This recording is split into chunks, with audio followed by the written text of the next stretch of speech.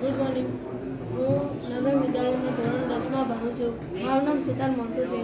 અમે transmission line fault detection નામનો એક પ્રોજેક્ટ બનાવ્યો છે, જેમાં અમે બતાવ્યું છે કે કોઈપણ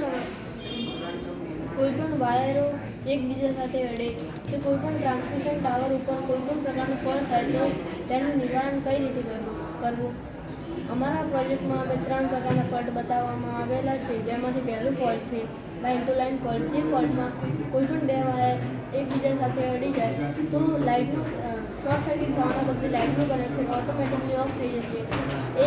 આ ફોલ્ટનું ઉદાહરણ એવું છે કે કોઈપણ વાયરો ઉપર કૂદાકૂદી કરતા હોય અને વાયર એકબીજા સાથે અડી જાય તો શોર્ટ સર્કિટના કારણે વાંદરાઓનું મૃત્યુ પણ થઈ શકે છે. એટલા માટે અમે આ ફોલ્ટ બતાવવામાં આવે છે.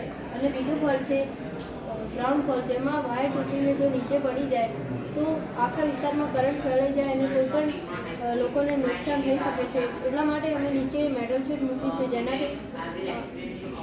જેનાથી લાઇટનું કનેક્શન ઓટોમેટિકલી ઓફ થઈ જશે. અને ત્રીજું ફોલ્ટ છે ફાયર ફોલ્ટ, જેમાં કોઈપણ કારણસર ટ્રાન્સમિશન ટાવરમાં આગ લાગી જાય તો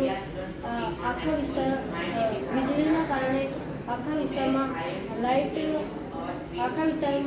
કરંટ ફેલાઈ શકે છે, જેનાથી લોકોને ઘણું નુકસાન પણ થઈ શકે છે. એટલા માટે અમે એક સેન્સર મૂક્યું છે, જેનું નામ છે ટેમ્પરેચર સેન્સર, જેનાથી